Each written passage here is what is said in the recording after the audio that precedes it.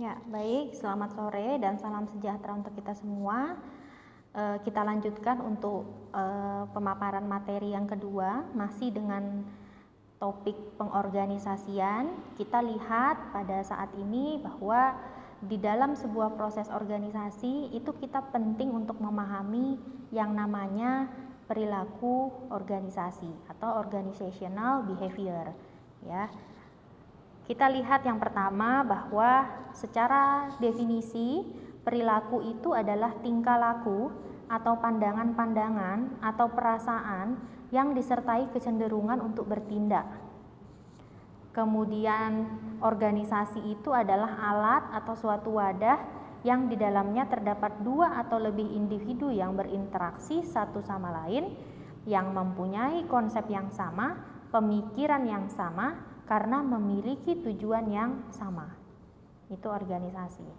Jadi perilaku organisasi itu adalah sebuah bidang ilmu yang menginvestasikan dampak perilaku dari individu ataupun kelompok dan struktur dalam organisasi dengan maksud menerapkan pengetahuan untuk memperbaiki efektivitas organisasi. Ya, dengan kata lain, perilaku organisasi ini kaitannya adalah bagaimana sebuah gambaran ataupun tingkah laku supaya di dalam organisasi itu kita bisa mendukung sebuah pencapaian tujuan, ya. Nah, kita lihat bahwa tingkatan analisis perilaku organisasi itu seperti sebuah lingkungan seperti ini. Sebuah lingkaran maksud saya, ya. Jadi yang terdalam itu terdiri dari individu. Jadi satu persatu perseorangan yang ada di lingkaran organisasi tersebut. Kemudian masuk ke lingkaran yang lebih besar ada kelompok. Kemudian masuk ke lingkaran yang lebih besar lagi adalah organisasi. Ya, maka di sini analisis perilaku organisasi itu dipengaruhi juga oleh faktor lingkungan yang ada, gitu ya. Baik itu faktor lingkungan terdekat yang ada dari individu itu, misalkan keluarga ataupun dukungan sosial rekan kerjanya, gitu ya, ataupun dari faktor-faktor lingkungan yang lain. Nah, ini penjelasannya. Jadi kalau tingkatan individu itu berarti arahnya adalah kumpulan individu yang memiliki kebutuhan minat, persepsi, sikap, dan nilai kepribadian dan hal lain yang berbeda. Jadi ranahnya adalah individu. Kalau kelompok berarti organisasi merupakan kumpulan individu yang memiliki kebutuhan minat, persepsi, sikap, nilai kepribadian, dan hal lain yang berbeda. Jadi lebih dari satu individu karena berupa kumpulan. Sedangkan organisasi berarti organisasi itu tingkatannya memiliki norma budaya yang membentuk pola perilaku dari organisasi tersebut. Ya, ini tingkatannya. Nah, kenapa sih kita perlu mempelajari perilaku organisasi? Yang pertama adalah supaya kita bisa mempelajari tentang diri sendiri. Ya, setiap individu bisa mempelajari terkait dengan dirinya sendiri, bagaimana cara kita berinteraksi dengan orang lain, teman-teman kita yang ada di organisasi kita, kemudian cara kita berhasil di organisasi itu. Kemudian penting untuk bisa menilai kepribadian, untuk melihat tingkat emosi, tingkat stres, konflik, kepuasan kerja, kemudian kemampuan negosiasi, kemampuan berkomunikasi, kemampuan dalam memimpin, ya, itu nanti digambarkan dalam perilaku organisasi. Tujuannya adalah untuk berperan sebagai pekerja ataupun memahami dan menangani pekerja secara lebih baik. Oke. Nah, ini komponennya tadi ya. Jadi ada komponen individu, ada komponen kelompok dan organisasi. Oke. Nah, ini jadi beberapa poin yang kita pelajari di dalam perilaku organisasi adalah perilaku individu, kemudian bagaimana konsep dari motivasi, manajemen stres, perilaku dari sebuah kelompok, kemudian organisasi dan tim, kepemimpinan, kekuasaan, konflik, budaya, perkembangan, dan perubahan. Nah, ini ada gambaran di sini bahwa ternyata dalam sebuah diskusi ini sang pemimpin kok terlihat seperti memaksakan kehendaknya ya. Jadi terkesan otoriter terhadap apa yang menjadi keinginan ataupun maksud dari pemimpin tersebut. Nah, sehingga ini menjadi salah satu gambaran ketika perilaku organisasi itu tidak berjalan dengan baik. Nah, setiap individu itu memiliki keunikan. Satu individu dengan individu lainnya pasti berbeda-beda, ya, termasuk di dalamnya perbedaan saat individu tersebut merespon sesuatu. Responnya pasti berbeda. Karena manusia pun merupakan makhluk sosial, ya, makhluk yang unik dan makhluk sosial. Oke, ini adalah bagian dari sebuah proses ataupun tingkatan dalam sebuah kepemimpinan, ya. Nanti silahkan bisa dibaca-baca.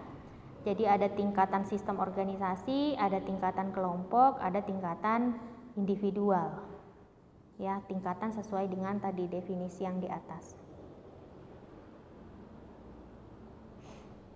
Nah, karakteristik biografis. Jadi karakteristik pribadi yang dapat diperoleh dalam berkas personalia dari seorang pekerja. Nah, jadi ada karakteristik-karakteristik individu yang kita bisa dapatkan. Misalkan usia. Nah, usia itu adalah keyakinan bahwa semakin tua seseorang, produktivitasnya merosot atau tidak selalu terbukti. Ya, jadi kadang-kadang ada yang penelitian yang menyampaikan bahwa usia itu mempengaruhi produktivitas. Tapi juga kadang-kadang tidak bisa dibuktikan ya pada beberapa penelitian, karena kadang-kadang malah yang lebih dewasa, yang lebih tua itu juga punya produktivitas yang baik daripada karyawan-karyawan muda. Nah, semakin tua, semakin kecil kemungkinan berhenti dari pekerjaan. Ya, karena semakin terbatas pekerjaan alternatif, masa kerjanya lebih panjang, berdampak pada tingkat imbalan yang lebih baik. Ya, jadi faktor usia itu juga mempengaruhi bagaimana seseorang bisa produktif di dalam organisasinya. Oke, kemudian jenis kelamin. Tidak ada beda bermakna antara produktivitas kerja pria dan wanita. Ya, jadi secara penelitian produktivitas pria dan wanita itu tidak ada perbedaan. Ya, dua-duanya sama-sama bisa produktif. Wanita mempunyai tingkat kemangkiran dan keluar dari karyawan yang lebih tinggi daripada pria. Wah, ini hasil penelitian ini ya. Jadi lebih banyak wanita yang keluar dari sebuah pekerjaannya. Tidak ada bukti yang menyatakan bahwa jenis kelamin karyawan mempengaruhi kepuasan kerja. Ya, jadi secara jenis kelamin tidak mempengaruhi. Kemudian masa kerja. Tidak ada alasan untuk meyakini bahwa orang yang lebih lama berada pada sebuah pekerjaan lebih produktif daripada mereka yang senioritasnya lebih rendah. Masa kerja dan kepuasan saling berkaitan secara positif. Ya, jadi kadang-kadang masa kerja itu dia tidak mempengaruhi produktivitas. Ya, bisa jadi mungkin yang sudah lebih lama bekerja produktivitasnya bisa menurun karena merasa bahwa pekerjaannya sudah terlalu membosankan, merupakan pekerjaan yang rutinitas dia lakukan, ya, jadi bisa mempengaruhi produktivitasnya, gitu ya. Begitu juga dengan yang muda, mungkin karena baru masuk ke sebuah unit tertentu, semangat, gitu ya, produktivitasnya bisa meningkat, ya. Jadi tidak ada hubungan, ya. Kemudian dari status perkawinan dan jumlah tanggungan. Nah, status perkawinan itu tidak juga mempengaruhi produktivitas, Karyawan yang menikah lebih sedikit absensinya, mengalami pergantian lebih rendah, dan lebih puas dengan pekerjaan mereka daripada rekan sekerja yang bujangan. Banyaknya tanggungan tidak ada pengaruh yang signifikan terhadap produktivitas, tingkat absensi, pergantian, dan kepuasan kerja. Ya, jadi secara status perkawinan itu tidak mempengaruhi produktivitas. Oke. Kemudian faktor kemampuan, ya. Kemampuan di sini bisa dilihat dari kemampuan intelektual, kemudian kemampuan fisik. Nah, kemampuan intelektual berupa kemampuan yang diperlukan untuk mengerjakan kegiatan-kegiatan seperti kemahiran berhitung, kemudian pemahaman verbal, pencapaian perseptual, penalaran induktif, gitu ya. Sedangkan kemampuan fisik ini adalah kemampuan untuk bisa melakukan tugas-tugas yang membutuhkan stamina dan kekuatan. Ya, jadi kemampuan ini meliputi kapasitas seorang individu untuk bisa mengerjakan pekerjaannya dilihat dari kemampuannya secara intelektual dan kemampuannya secara fisik. Kemudian faktor kepribadian. Kombinasi cara-cara yang dipergunakan oleh seorang dalam berinteraksi dengan orang lain yang dipengaruhi oleh sifat turunan atau genetis dan lingkungan. Sesuatu yang terdapat dalam individu yang membimbing dan memberi arah kepada seluruh tingkah laku individu yang bersangkutan. Ya, jadi secara genetis kepribadian itu juga mempengaruhi bagaimana seseorang itu bisa berinteraksi dengan orang lain yang ada di lingkungannya. Nah, itu adalah 5 faktor yang mempengaruhi perilaku-perilaku seorang individu dalam bekerja ataupun ada dalam sebuah unit organisasi. Ya, jadi bisa ini ya tipe-tipenya. Ada yang plekmatik, ada yang sanguistik, ada yang melankolis, ada yang kolerik. Ya, tergantung dari jenis-jenis kepribadian. Kita tidak akan mengulas banyak terkait dengan tipe-tipe kepribadian ini. Nanti bisa dicari dan dipelajari lebih lanjut ya di dalam materi-materi terkait dengan psikologis keperawatan. Oke, nanti ini bisa dilihat. Nah, ini. Jadi faktor-faktor yang membentuk kepribadian itu bisa dari keturunan, ya. Bisa sifat-sifat itu memang sifat bawaan yang sejak lahir memang sudah ada dalam individu tersebut. Kemudian faktor lingkungan, ya, bisa dipengaruhi oleh lingkungan. Bisa dari nilai-nilai budaya, nilai norma, keagamaan yang dianut dari individu tersebut. Kemudian situasi-situasi tertentu bisa berubah-ubah sesuai dengan situasi dan konteksnya.